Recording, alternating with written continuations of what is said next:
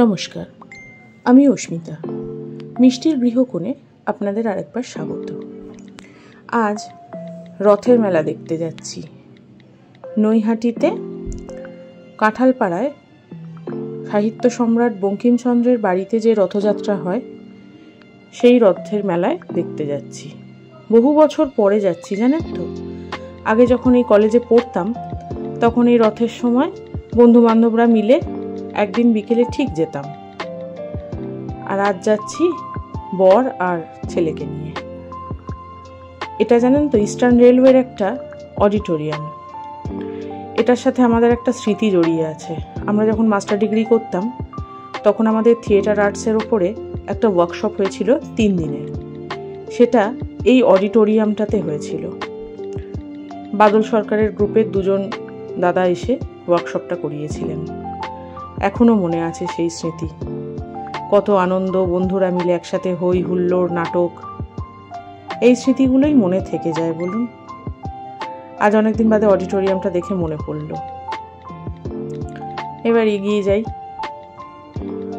রেলওয়ের মাঠ,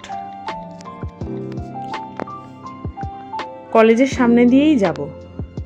একবার ভেবেছিলাম সামনের ব্রিজটা দিয়ে ঢুকবো, তারপর ভাবলাম না, এদিক দিয়েই যাই। এদিক দিয়ে রাস্তাটা একটু ফাঁকা। এই আমাদের কলেজ। এই কলেজে মর্নিংয়ে পড়তাম আমি, ডেতে পড়তো আমার মা। কত স্মৃতি জড়িয়ে আছে আরবিসি কলেজের সাথে। বহুদিন পর কলেজটাকে দেখলাম। এই কলেজে 5 বছর পড়েছি। একদম মাস্টার ডিগ্রি করে তারপরে বেরিয়েছি এই কলেজ থেকে।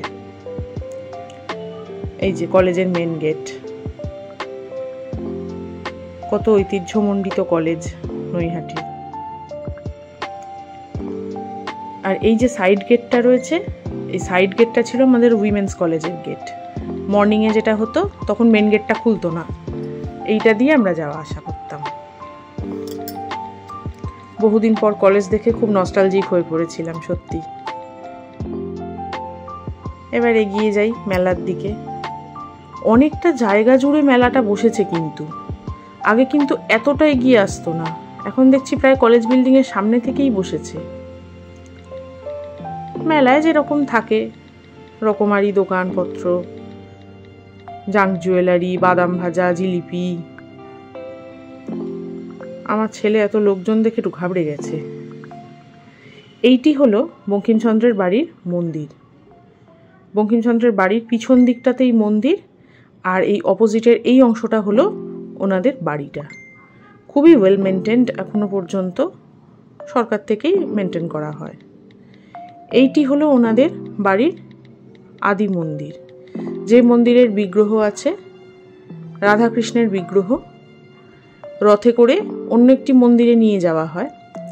আমরা যে সময় গিয়েছিলাম সেই সময় খুব ভিড় ছিল, এবং তখনও রথে করে নিয়ে যাওয়া হয়নি বিগ্রহটিকে, তখনও এই মন্দিরেই ছিল।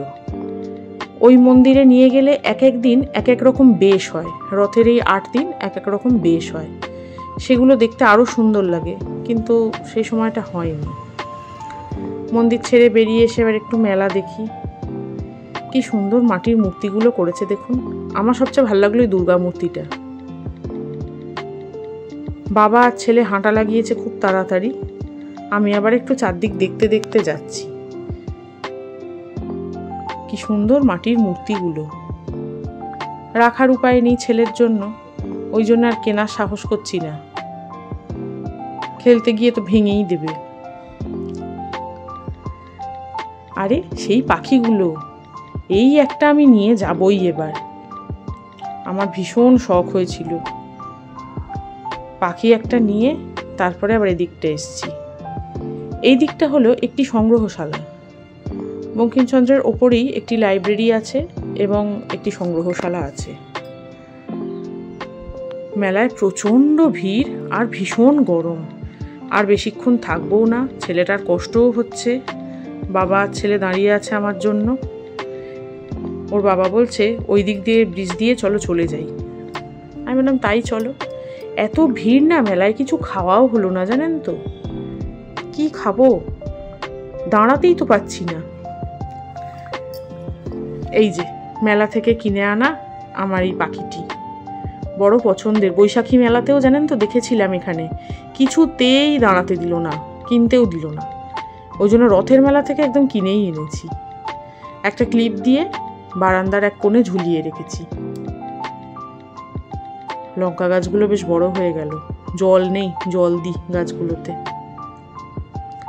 যা গরমটা পড়েছে, বাপ রে বাপ, গাছগুলোতে একটু জল না দিলেই নয়, সব শুকিয়ে গেছে মাটিগুলো দেখুন।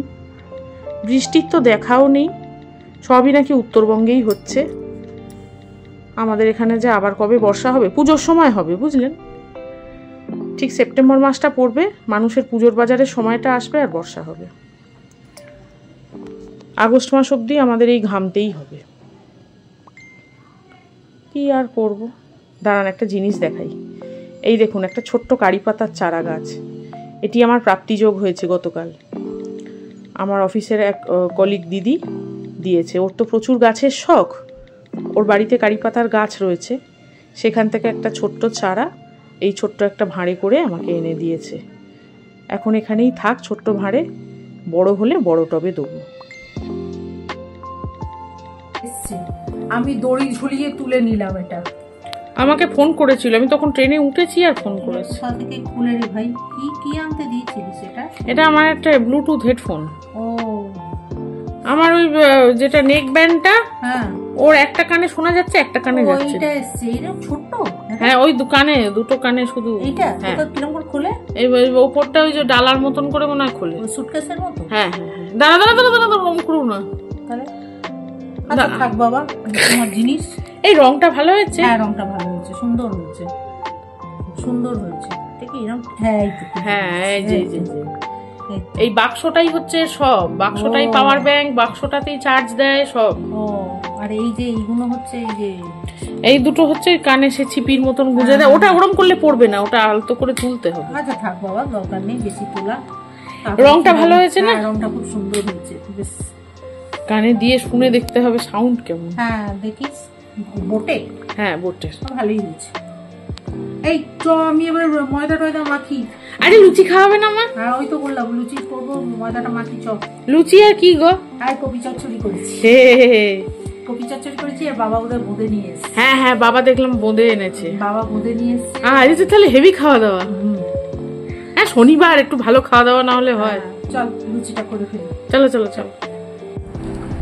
বন্ধুরা, এই যে রাত্রির ডিনারের আয়োজন করছি। এই ময়দাটা মেখে নিই। আজ প্লেট বাংলা লুচি হবে। ময়দাটা দিয়ে দিয়েছি। ওই যে নাতি কি করতে গেল? নাতি দেখতে গেল লুচি কত। লুচি খাবি? লুচি খাবি? এই তো নাম বলে দে, তোর নাম বলে দে। এই তো নাম বল। তোর নাম কি? বুবলাই। দেখেছেন ও কিরকম কথা বলে? আসলে ও একটু কথাটা কম বলে। এই যে আনন্দ হচ্ছে, এবার লুচি হচ্ছে, আনন্দ হচ্ছে। তাহলে লুচিটা মাখি। ব্লগটা আজ এখানেই শেষ করছি। ব্লগটা কেমন লাগলো আমাদের জানাবেন। যদি ভালো লাগে তাহলে একটা লাইক করবেন, আর আমার চ্যানেলটাকে সাবস্ক্রাইব করে আমাদের পাশে থাকবেন। আপনারা সবাই ভালো থাকবেন, সুস্থ থাকবেন। নমস্কার।